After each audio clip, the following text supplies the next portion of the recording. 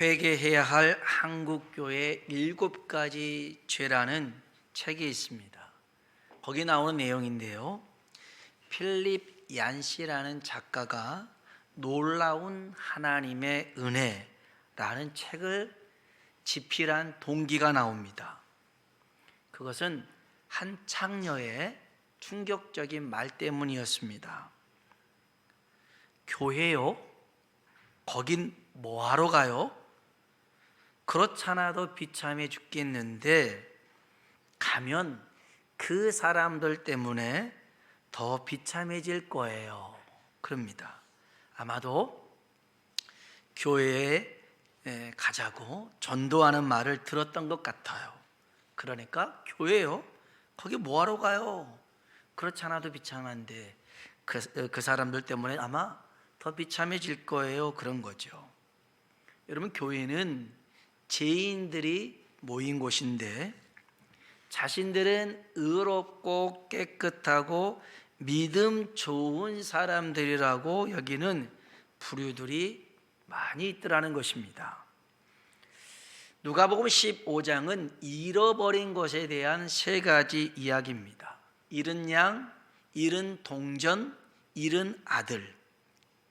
예수님께서 이 비유를 누구에게 하셨냐면요, 우리 한번 15장 봐볼까요? 15장 1절 2절입니다. 15장 1절 2절 같이 한번 읽어봅시다. 모든 세리와 죄인들이 말씀을 들으러 가까이 나아오니 바리새인과 서기관들이 수군거려 이르되 이 사람이 죄인을 영접하고 음식을 같이 먹는다 하더라. 아멘. 세리와 죄인들이 예수님 말씀을 들으러 왔어요. 여기 죄인은 누차 얘기합니다마는 가난하고 또 불치병에 걸린 사람들입니다. 그런 사람들을 죄인으로 취급했어요. 하여간 세리와 죄인들이 예수님 앞에 나오니 이것을 본 바리새인 서기관들이 수군거립니다. 그래서 3절 읽어볼까요? 예수께서 그들에게 이 비유로 이르시되 아멘. 여기 3절에 그들이 나오잖아요. 단어적 의미로 본다면 세리나 죄인, 바리새인, 서기관들 모두를 가리키는 말이겠습니다. 그런데 문맥상 의미를 본다면 2절에 나오는 바리새인, 서기관을 지칭합니다. 이들은 누굽니까? 스스로를 의롭다 여기는 사람, 세리와 죄인을 부정하고 불의하게 취급하는 사람들이었습니다. 주님은 이들에게 하나님의 은혜라는 것이 뭔가를 가르쳐 주고 싶었습니다. 그래서 잃은 양, 잃은 동전, 잃은 아들을 비유로 말씀하셨습니다.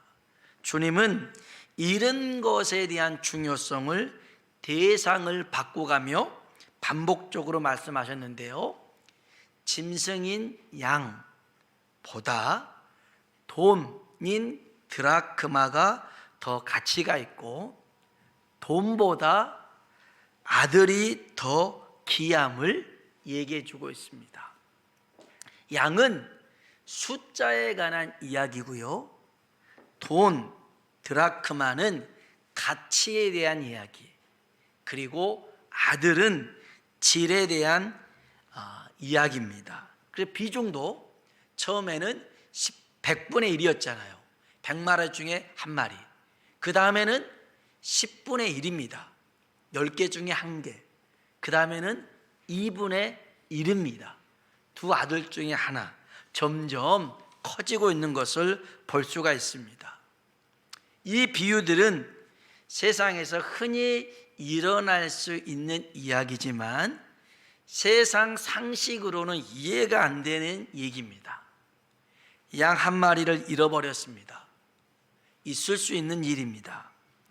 그러나 누가 잃은 양 찾겠다고 99마리 양을 들에 두고 찾아 나서겠습니까? 그리고 찾았다면 자기 것을 도로 찾은 것이잖아요. 본전입니다. 본전. 그런데 동네 사람들 불러다가 잔치를 합니다. 배보다 배꼽이 더 큰 이야기입니다.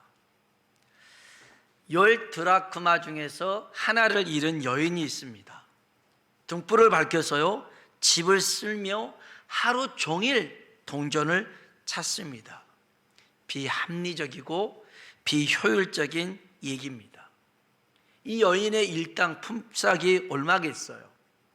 또 등불을 켰으면 이 기름값이 비쌌는데 얼마나 많이 소비됐겠어요? 하루 종일이니까 시간도. 생각해 보세요. 어차피 집에서 잃은 거라면 나중에 찾아도 될 법한데 가구를 옮기며 바닥을 샅샅이 쓸며 기어코 찾아냅니다.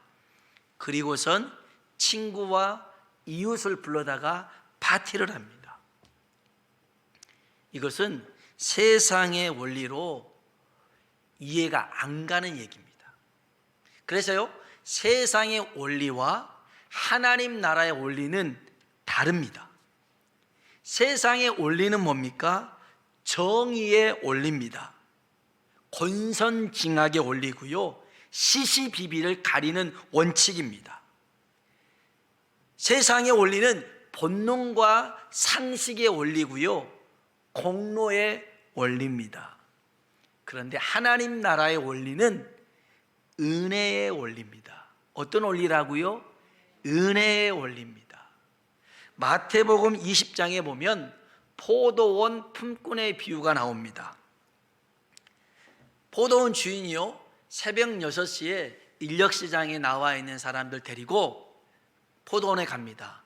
오늘 일하면 한 데나리온 주겠다 약속하고 데려갑니다. 아침 9시에 가보니까 또 인력시장에 사람이 있어요. 왜 여기 있냐고. 우리 일하고 싶은데 써주는 사람이 없다고. 가자. 상당히 비용을 주겠다. 그리고 데리고 갑니다. 낮 12시, 오후 3시, 오후 5시에 가보니까 여전히 사람들이 있어요. 그리고 그 사람들 데리고 갑니다. 그리고 오후 6시에 일이 끝났습니다. 주인이 종에게 늦게 온 사람부터 돈을 주라고 합니다. 그런데 늦게 온 사람이 오후 5시에 온 사람에게 한 데나리온을 줍니다. 그러니까 새벽에 온 사람은 얼마나 기대했겠어요. 1시간밖에 일 안 했으니, 일 안 했는데 한 데나리온이라면 자기는 12시간 했으니까 한 12데나리온 받겠구나 했는데 이 사람도 한 데나리온을 줍니다. 말이 안 되잖아요. 이거 불공평하잖아요. 이건 뭔가 잘못된 것 같지 않습니까? 억울하잖아요. 혹시 여러분에게도 이런 생각이 드신 분 있습니까? 이건 말도 안 돼요. 이건 논리적이지 않아요. 이건 비상식적이에요. 왜 이런 생각들이 들어요? 내가 새벽 6시에 왔다고 생각하니까 그런 거예요. 만일 여러분이 오후 5시에 왔다고 생각해 보세요. 그런데 한 데나리온을 준 거예요.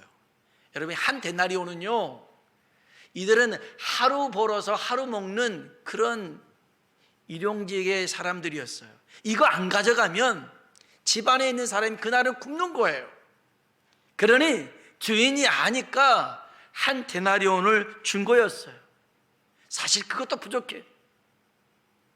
그런데 여기 마태복음 20장에는 이거는 말도 안 되는 일이다라고 따져 묻습니다. 따져 물어요. 누가복음 15장은 하나님의 은혜를 가르쳐 주기 위해서 잃어버린 것에 대해서 설명하고 있습니다. 특별히 하나님의 은혜를 모르는 바리새인 서기관들에게 준 겁니다. 세 번째 얘기는 이렇습니다. 어떤 사람에게 두 아들이 있었습니다. 근데 둘째가 아버지에게 유산을 선불로, 가불로 먼저 주라고 얘기합니다. 이런 배은망덕한 자식이 어디 있습니까? 천하의 페루나죠. 아니, 유산이라는 게 뭡니까? 부모 죽으면 주는 건데 버젓이 살아있는데 달라고 하는 것은 빨리 죽으라는 얘기 아니겠어요? 안 죽더라도 돈을 먼저 달라는 겁니다. 네, 얼마나 집요하게 얘기했는지 계속 만날 때마다 아버지 빨리 죽든지 돈을 주든지 합시다. 아이고, 얼마나 이렇게 했는지 힘들어서요, 아버지가 그 요구를 들어줍니다. 오늘 본문입니다. 자, 누가복음 15장 11절 12절입니다. 같이 한번 읽어보겠습니다. 또 이르시되 어떤 사람에게 두 아들이 있는데 그 둘째가 아버지에게 말하되 아버지여 재산 중에서 내게 돌아올 분깃을 내게 주소서 하는지라 아버지가 각각 나눠 주었더니 아멘. 아버지가요 그냥 나눠줬어요. 이 둘째 아들이 이렇게 아버지에게 요구했던 게 뭡니까? 13절에 보니까요, 읽어봅시다. 그 며칠이 안 돼요, 둘째 아들이 재물을 다 모아가지고 먼 나라에 가 거기서 허랑방탕하여 그 재산을 낭비하더니 아멘. 이 아들이 아버지에게 돈 때문에 요구한 게 아니었어요. 실은 먼 나라에 가고 싶었거든요. 아버지가 참견하지 않고 아버지가 간섭하지 않는 혼자서 자유롭게 살 수 있는 그곳으로 도망가고 싶어서 돈을 요구했던 거였어요. 그런데 다 써버리고 말았습니다. 드디어 이 둘째에게 고난과 시련이 찾아왔는데요, 14절 보겠습니다. 다 없앤 후 그 나라에 크게 흉년이 들어 그가 비로소 궁핍한지라 아멘. 이에게 찾아온 첫 번째 시련은 궁핍함이었습니다. 궁핍함. 있는 거 다 써버렸는데 흉년까지 들어서 너무너무 힘들어졌습니다. 두 번째는요, 15절 가서 그 나라 백성 중 한 사람에게 붙여 사니 그가 그를 들러보내어 대제를 지게 하였는데 아멘. 이제는 빌붙여 사는 존재가 되었습니다. 남에게 사정을 하고 부탁을 해야지만이 살 수 있는 그런 존재가 된 거죠. 그리고 세 번째는요, 16절입니다. 그가 돼지 먹는 지엽 열매로 배를 채우고자 하되 주는 자가 없는지라 아멘. 이 둘째에게 찾아온 세 번째 고난은 자기 주위에 아무도 없더라는 것입니다. 돈이 있을 때는 그렇게 친구들도 많더니 돈 떨어지고 가진 게 아무도 없으니까 그 누구도 거들떠보지도 않는 그런 신세로 전락되고 말았습니다. 그래서 이 둘째가 17절에 보면 스스로 돌이킵니다. 자, 17절 읽어볼까요? 이에 스스로 돌이켜 이르되 내 아버지에게는 양식이 풍족한 품꾼이 얼마나 많은가 나는 여기서 주려 죽는구나 아멘. 자, 이 둘째가 아버지에게로 돌아오게 된 이유가 있습니다. 아버지에게는 뭐가 많아요? 양식이 풍족합니다. 양식이 풍족합니다. 자, 여러분, 우리가 회개하고 돌이킬 때 한 가지 꼭 기억해야 될 게 있습니다. 하나님은 은혜가 풍성하신 분입니다. 하나님은 뭐가 풍성하셔요? 은혜가 풍성하십니다. 우리가 저지른 잘못보다, 우리가 저지른 실수보다 하나님의 은혜는 훨씬 크고 풍성한 줄로 믿습니다. 하나님의 은혜로 덮지 못할 죄가 없습니다. 하나님의 은혜로 품지 못할 허물이 없습니다. 찬송가에도 하늘을 두루마리 삼고 바다를 먹물 삼아도 하나님의 사랑, 그 은혜 다 기록할 수 없겠네. 아멘입니다. 여러분, 우리가 범죄했을 때 기억하십시오. 하나님의 은혜가 풍성하다. 하나님은 은혜가 풍성하다라는 겁니다. 그런데 이 마귀라는 놈은요, 우리가 잘못했을 때, 범죄했을 때 우리의 마음과 생각을 거짓으로 사로잡습니다. 한번 볼까요? 18절과 19절입니다. 읽어봅시다. 내가 일어나 아버지께 가서 이르기를 아버지께 죄를 지었사오니 지금부터는 아버지의 아들이라 일컬음을 감당하지 못하겠나이다. 나를 품꾼의 하나로 보소서 하리라 하고. 아멘. 자기가 잘못한 게 너무 커요. 많아요. 그러니 나는 아버지의 아들이 될 수 없습니다. 그냥 품꾼의 하나로만 생각해 주세요. 마귀라는 놈은요, 우리가 범죄하면 야, 그러고도 네가 하나님 자녀냐? 그러고도 네가 목사냐? 웃기지 마라. 너 같은 놈은 그럴 자격도 안 된다.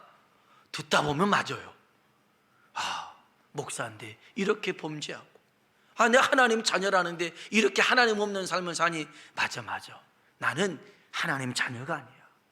그렇게 홀라당 넘어가 버릴 경우가 있단 말이에요. 이거는 마귀의 속삭임입니다. 마귀의 속삭임입니다.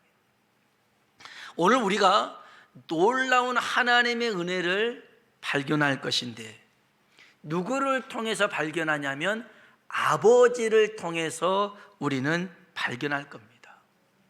이 탕자의 아버지, 둘째 아버지는 어떤 분이었냐면 20절에 보니까 이 아버지는 이미 용서하고 기다리고 있었어요. 하나님의 은혜는요, 이미 용서하고 기다리는 것입니다. 20절 보십시오. 읽어볼까요? 이에 일어나서 아버지께로 돌아가니라. 아직도 거리가 먼데 아버지가 그를 보고 측은히 여겨 달려가 목을 안고 입을 맞추니. 아멘. 거리가 멀리 떨어져 있는데 아마도 이 아버지는 매일매일 그 자식이 떠난 그 자리 와서 기다렸던 것 같아요. 오늘이나 올까? 이날 올까? 저날 올까? 매일매일 갔는데 어느 날 가보니 저쪽에서 뭔 움직임이 보여요. 점점 오는데 웬 거지도 이런 거지가 없어요. 우리 아들이 아닌가? 그런데 딱 보니 걸음걸이를 보니까 아들이에요. 그래서 이 아버지가 달려갑니다. 자, 둘째가, 탕자가 아버지에게 달려간 게 아니었어요. 여기 보니까 아버지가 거리가 먼데 달려갔더라는 거예요. 이게 하나님의 은혜인 줄로 믿습니다. 여기 보니까요, 아버지가 측은히 여겼어요. 불쌍히 여긴 겁니다. 은혜입니다. 은혜는요, 자격이 안 돼도, 기준에 맞지 않아도, 무자격에 불공평해도 상상할 수도 없는 만큼 가문한 사랑을 베풀어 주는 것이 은혜인 줄로 믿습니다. 용서라는 영어 단어가 있습니다. 용서는요, forgive라고 합니다. forgive. 근데 이 forgive라는 단어는 합성어인데요, for하고 그 다음에 give라는 단어입니다. for는 먼저, give, 주는 선물입니다. 용서는 뭐예요? 먼저 주는 선물입니다. 용서는 먼저 주는 선물. 아버지는요, 이 아들을 이미 용서하고 기다리고 있었어요. 그런데 아들은 알았어요? 몰랐어요? 몰랐어요. 그런데 이 용서를 아는 길이 있어요. 누리는 길이 있습니다. 그게 뭡니까? 회개하고 돌이키는 길인 줄로 믿습니다. 회개하고 돌이켜서 아버지께로 오면 이 용서의 은혜를 누릴 수 있는 거예요. 그런데 돌이키지 않고 여전히 거기에 그 자리에 머물러 있다면 이 용서의 은혜를 누리지 못하는 거예요. 회개하고 돌이킬 때 이 은혜를 누리게 될 줄로 믿습니다. 두 번째, 이 아버지를 통해서 우리에게 주신 은혜가 뭐냐면, 아버지는 자녀의 권세를 회복시켜 주도라는 것입니다. 자녀의 권세를 회복시켜 줘요. 자, 21절 22절 한번 읽어볼까요? 21절 22절입니다. 아들이 이르되 아버지, 내가 하늘과 아버지께 죄를 지었사오니 지금부터는 아버지의 아들이라 일컬음을 감당하지 못하겠나이다 하나 아버지는 종들에게 이르되 제일 좋은 옷을 내어다가 입히고 손에 가락지를 끼우고 발에 신을 신기라. 아멘. 아멘. 이 아들은 내가 아버지의 아들을 감당하지 못하겠습니다 그럽니다. 아버지가 그래요. 무슨 말이냐? 너는 내 아들이다. 여기 24절에도 이 내 아들은 죽었다가 다시 살아났으며 내가 잃었다가 다시 얻었노라. 죽었다가 다시 살아난 아들, 무슨 말이에요? 죽었어도 내 아들, 살았어도 내 아들이라는 겁니다. 살아있을 때만 내 아들이 아니라는 거예요. 죽었어도 내 아들이고 살았어도 내 아들이라는 것입니다. 잃었다가 다시 얻은 아들이 뭡니까? 잃어버렸을 때도 내 아들이고 찾았을 때도 내 아들이라는 것입니다. 그래서 이 아들은요, 모든 걸 잃어버렸어요. 아들의 옷도 잊어버리고, 아들을 상징하는 가락지도 잊어버리고, 발에 신도 없는 거지처럼 종처럼 살았어요. 그런데 아버지는 제일 좋은 옷을 입어라, 손에 가락지를 끼워줘라, 발에 신을 신겨라. 아들로서 잃어버렸던 모든 것을 이미 다 준비해 놓고선 그것을 다시 주셨더라는 거예요. 이것이 하나님의 은혜인 줄로 믿습니다. 이 아버지는 이미 용서했고 이미 자녀의 권세를 회복시켜 줄 준비를 하고 있었더라는 겁니다. 그리고 세 번째로는요, 23절 24절 같이 한번 읽어보겠습니다.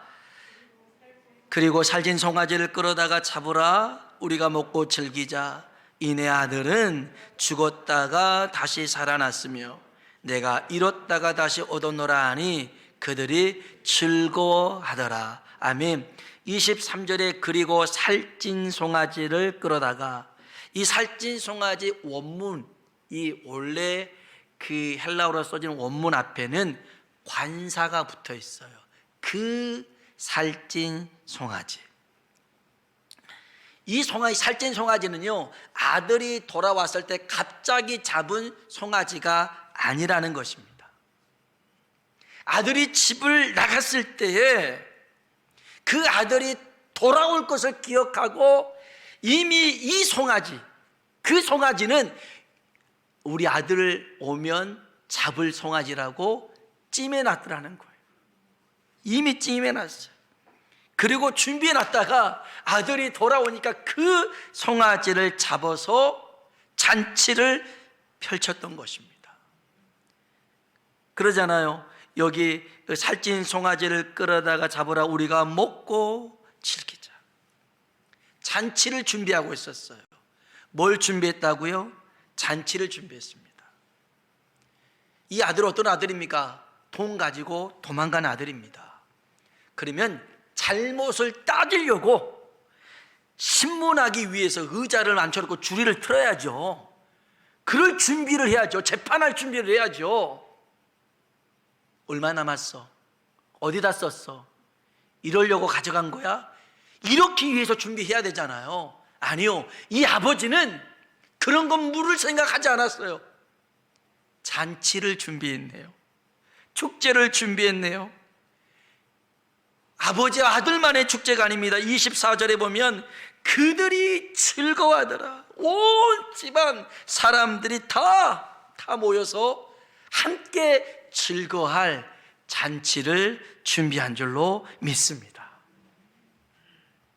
이런 자격도 안 되는, 조건도 안 되는 이 아들을 위해서 이런 놀라운 은혜를 준비해 두신 분이 하나님이신 줄로 믿습니다.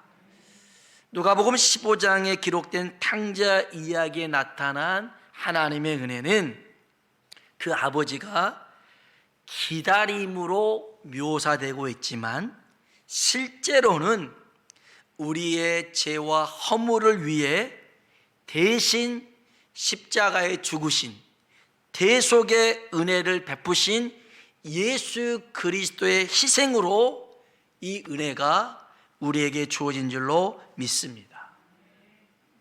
에베소서 5장 2절에 보면 그리스도께서 너희를 사랑하신 것 같이 너희도 사랑 가운데서 행하라.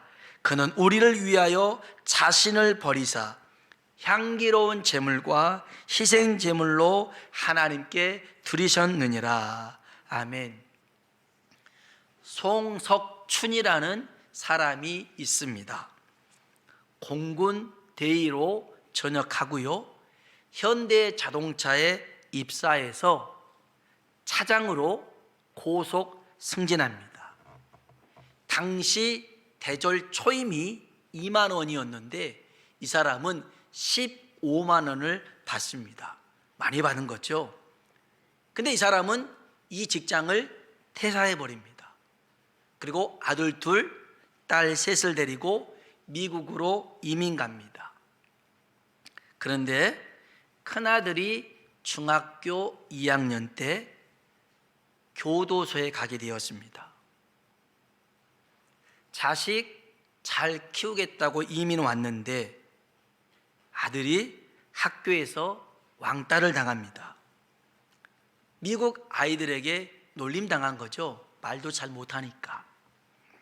그때마다 아들은 반격했습니다. 그 때문에 교장 선생님에게 불려가서 체벌을 여러 번 받습니다. 불만이 쌓였어요. 어느 쉬는 날에, 휴무일에 이틀 동안 다른 미국 친구와 함께 학교에 가가지고 학교를 난장판으로 만들어 버렸어요. 그냥 모든 김을 다 부숴버리고 막 다 어지럽히고 쑥대밭을 만들어 놨어요. 이 사건이 지역신문 1면에 났어요. 그래서 이 가족, 온 가족이 좁은 응접실에 모여가지고 대성통곡을 합니다. 근데 사람들이 이렇게 얘기합니다. 한국인의 얼굴에 먹칠했다. 비난합니다. 등하교 할 때요, 야, 쟤네 집 피해 가야 된다. 부모들이 얘기를 합니다. 그리고 어떤 사람은 같은 교육부 학교에 있는 그 애가 다니는 학교에 네 아이를 보낼 수 없다. 전학을 시키는 부모도 있었습니다. 어느 날 나이 젊은 어떤 한인이 이 송석춘이라는 사람에게 와서 당신 자식 교도소에 갔다며 이렇게 빈정거립니다. 얼마나 가슴이 아팠겠어요. 겨우 섬기던 교회에서조차도 성도들의 눈길이 예사롭지 않습니다. 어머, 교도소 갔대요. 진짜 어떡해. 이렇게 합니다. 말 안 한 것 같이 하면서 다요. 그래서 이분이 교회도 그만 나갑니다. 어느 날 교장이 부릅니다. 세상에 이렇게 학교 건물을 때려 부신 사건은 처음이다. 이 아들은 이 카운티, 이 자치주 안에 있는 어떤 학교도 전학할 수가 없다. 안녕히 가라 하고 보냅니다. 이때 이 아버지가 아들의 죄가 내 죄다라는 생각을 갖습니다. 그래서 아들 죄를 속죄하기 위해서 매주 주말에 온 가족을 동원해서 학교 청소를 하겠습니다. 그래요. 그러니까 교장이 뭐 별난 아버지 다 있네. 하려면 해요. 마음대로 하세요. 허락합니다. 이 별난 행동이 나중에 다시 한번 이 플로리다 주류 사회뿐만 아니라 미국 사회를 흔들어 놓습니다. 교도소에 간 중학교 2학년 아들의 죄를 속죄하기 위해서 이 부부가 유치원과 초등학교에 다니는 네 아이들 다 데리고 주말마다 학교에 나가서 청소합니다. 교실을 청소하고 운동장에 쓰레기를 줍고 돌을 줍고 매주 나가서 이 유치원에 다니는 아이들까지 다 합니다. 어찌어찌해서 AP통신 기자가 이 소식을 듣고 기사를 씁니다. 가족의 명예와 아들을 위해 부모는 모른 채 하지 않았다. 그러면서 내 아들이 죄를 지었으면 내가 죄를 지은 것이다. 내 아들이 저지른 행위에 내가 변상은 물론 어떤 일을 하겠다라는 그 아버지의 말을 신문에 실습니다. 그러고 났더니 이 미국 전역의 신문들이 이 AP통신 기사를 받았으면서 아들이 다니는 학교에 며칠 만에 수백 통의 편지가 옵니다. 거기에는 변호사비로 쓰라고 5불, 10불짜리 수표와 현찰이 동봉되기도 했습니다. 미국의 신문들은 아버지가 했던 말, 아들 죄가 내 죄라는 이 말을 미국 부모들도 본받아야 한다. 미국 교육계도 이 아버지의 독특한 교육 철학을 배워야 한다 라고 쓰기 시작했어요.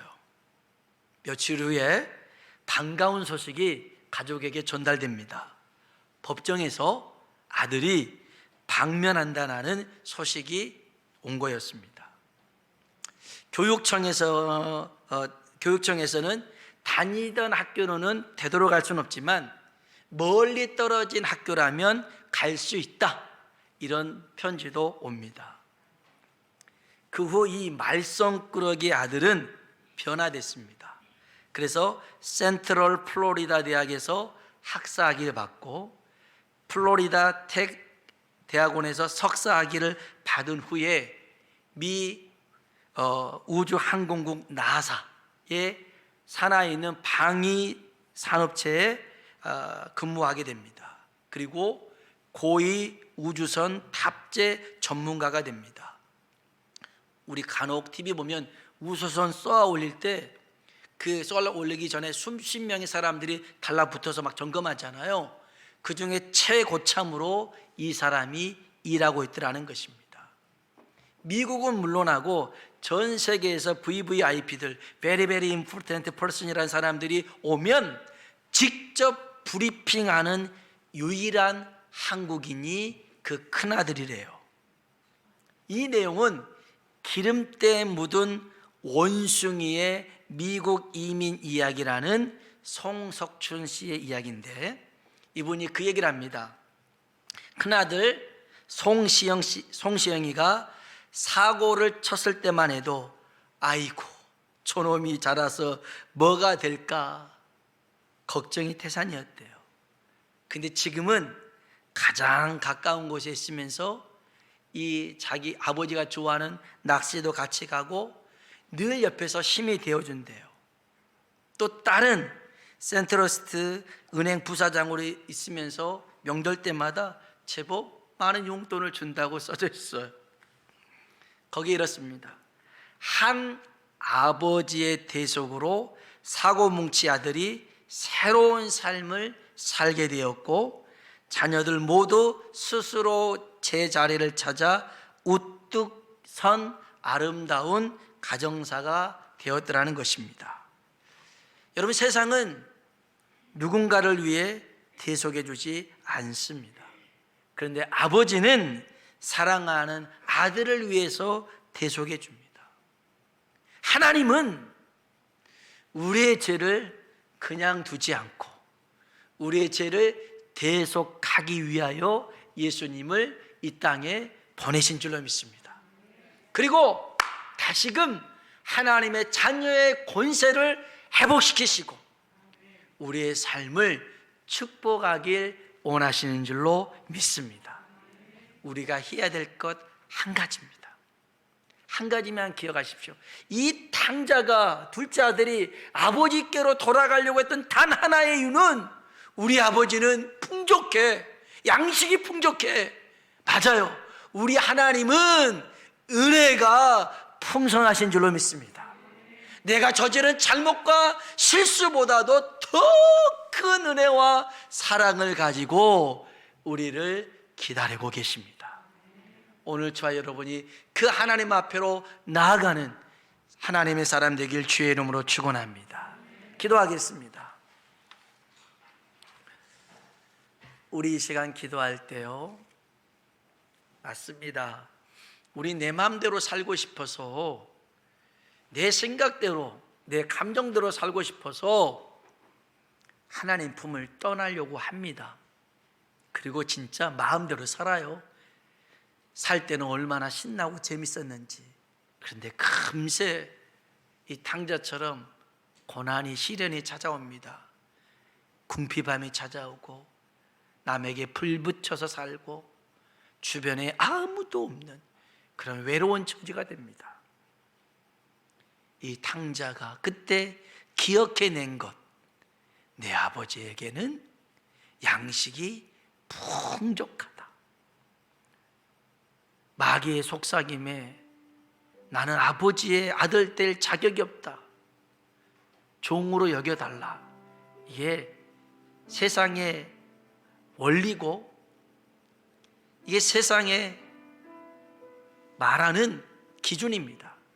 그러나 하나님의 원리는 다릅니다. 하나님의 은혜는 다릅니다. 너는 죽었다가 살아났고 잃었다가 다시 찾은 내 아들이다. 하나님은요, 우리가 어떤 옷을 입고 있는지, 어떤 삶을 살고 있는지 그것 중요하게 보지 않고요, 돌아오기만 하면 모든 것을 다 회복시키시고 하나님의 자녀의 권세를 허락하신 줄로 믿습니다. 우리 이 시간 한번 기도할 때, 하나님, 혹여 내가 주님 품을 떠나 있다면, 내 마음대로 고집부리고 살고 있다면 다시 그 은혜 풍성하신 하나님께 돌아오게 하여 주옵소서.